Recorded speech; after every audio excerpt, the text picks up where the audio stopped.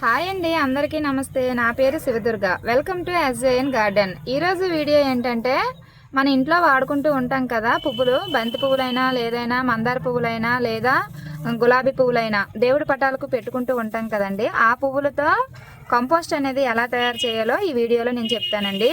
ఇవన్నీ ఈ దండలు ఉన్నాయి కదా, ఈ దండలన్నీ మన దేవుడి ఫోటోలకి వాడిన దండలండి.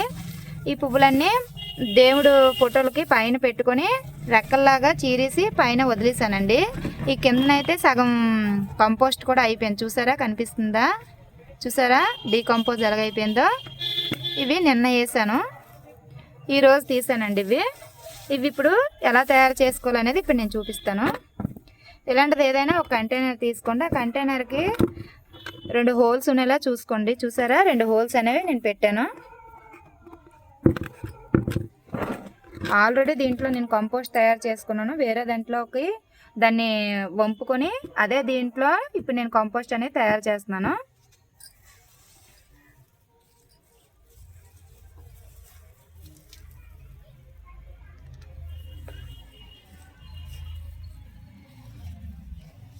స్టార్టింగ్ ఆల్రెడీ మనం తయారు చేసుకున్నాం కదా కంపోస్ట్, 1 లేయర్గా వేయండి.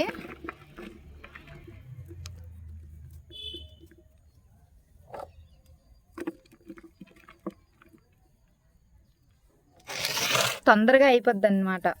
ఒకవేళ మీ దగ్గర తయారు చేసుకున్న కంపోస్ట్ కానీ లేకపోతే పచ్చిపేడ ఉంటుంది కదా, పచ్చిపేడ వేయండి. ఇది పచ్చిపేడ.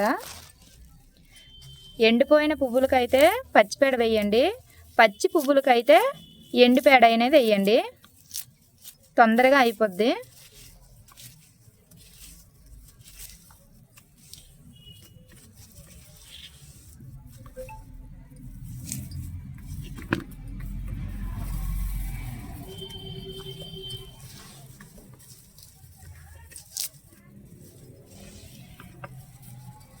ఈ కంపోస్ట్ అనేది మనకి పువ్వులు పూస్తూ ఉంటాయి కదా, ఆ మొక్కలకు వేసుకుంటే చాలా బాగా పువ్వులు పూస్తాయండి.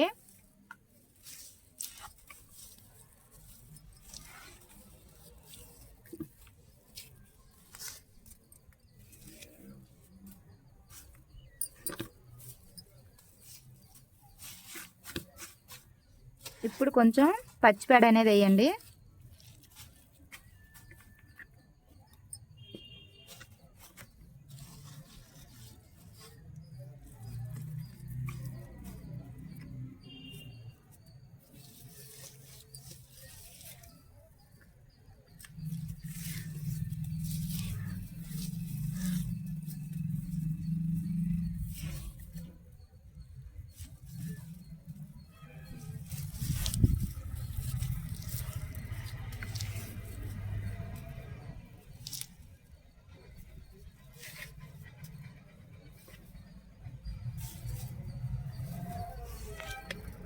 పువ్వులైనా కాదు, మీ దగ్గర అరటిపళ్ళు ఉంటే అరటిపళ్ళు కూడా వేసుకోండి.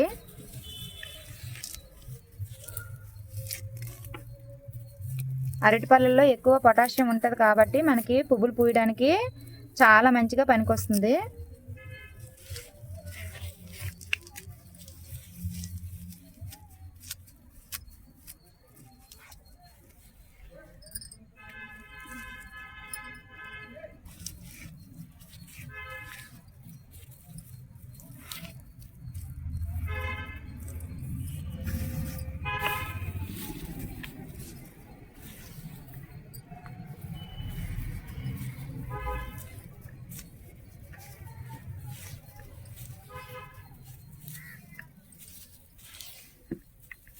ఇలా వేసుకోండి. ఇప్పుడు మళ్ళీ కొంచెం పేడగత్తం వేసుకోండి.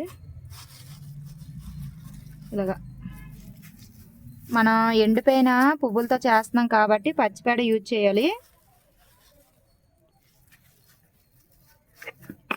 ఇలా మళ్ళీ 1 లేయరు పువ్వులైనా వేసుకోండి. తాలు తీసేయండి, అది కంపోస్ట్ అవ్వవు. చూసారా, ఇలా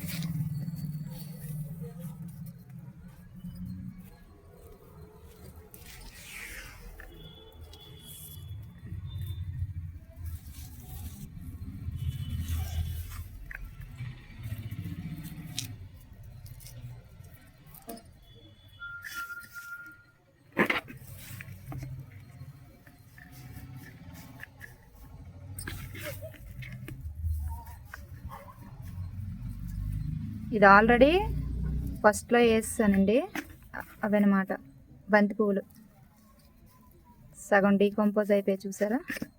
ఇప్పుడు మళ్ళీ పేడ వేసుకోండి.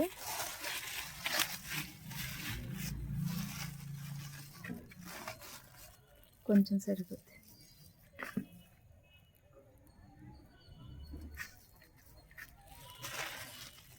చాలా తొందరగా అయిపోద్ది.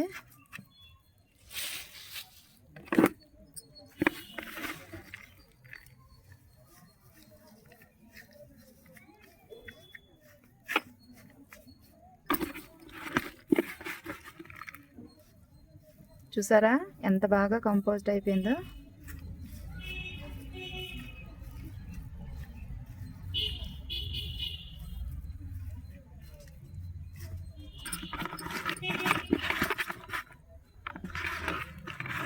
ఎండుటాకులు ఉంటే ఎండుటాకులు వేసుకోవచ్చు, అరటిపళ్ళు వేసుకోవచ్చు, పువ్వులు వేసుకోవచ్చు.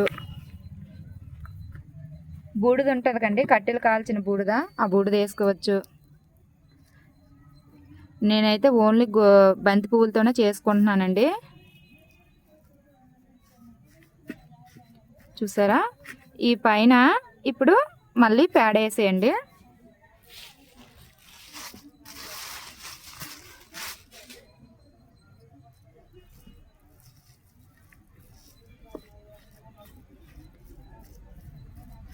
అంతే, అలా వదిలేయండి పక్కన. 6 డేస్కి ఒకసారి అనేది ఇలా చేతులతో పైకి కిందకి కలపండి. 28 డేస్ లేదా 30 డేస్కి మనకి కంపోస్ట్ అనేది తయారైపోతుంది. ఇలాగ కంపోస్ట్ తయారవుతున్న కొద్దీ తగ్గుతూ ఉంటుంది. మళ్ళీ మనకి ఫ్లవర్స్ అనేవి వస్తాయి కదా, అప్పుడు మళ్ళీ పైన వేసి మళ్ళీ పేడ వేయండి. ఈ పైన నేను ఏం చేస్తున్నానంటే, ఇది ఆల్రెడీ తయారు చేసిన బంతి పువ్వులతో చేసిన గత్తం అండి. గత్తం ఉంది కదా, కొంచెం ఇలా పైన ఇలా వేసేస్తున్నాను. ఇలా వేసి పక్కన ఇలా వదిలేస్తాను అనమాట. అంతే, మనం ఏమీ చేయవసరం లేదు. మనకి వీలుంటే 6 డేస్కి ఒకసారి మనం కలుపుకున్నాం అనుకోండి, కంపోస్ట్ అనేది తొందరగా తయారైపోద్ది. ఇప్పుడు నేను ఇదే పువ్వులతో చేసిన కంపోస్ట్ అండి, ఇందులోనే చేశాను. దీంట్లో కొంపుకొని అప్పుడు ఇదే కంటైనర్లో నేను చేశాను. చూడండి ఎంత బాగా వచ్చిందో.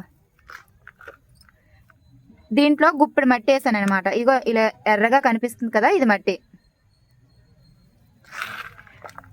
ఎండిన పేడగట్టంతో చేశాను, ఇది తడిసిన పేడగట్టంతో చేశాను. అంటే బంతి పువ్వులు అనేవి నా దగ్గర అప్పుడు ఎప్పటికప్పుడు వచ్చిన బంతి పువ్వుల్ని తీసి వేసి దాని మీద పేడ పిడకలు ఇంట్లోనే ఆల్రెడీ చేసుకున్నానండి. ఆ పిడకల్ని చిన్న చిన్న పీసెస్లా చేసుకొని పైన వేసుకున్నాను. దాంట్లోని కొంచెం మట్టి అయితే కలుపుకున్నాను.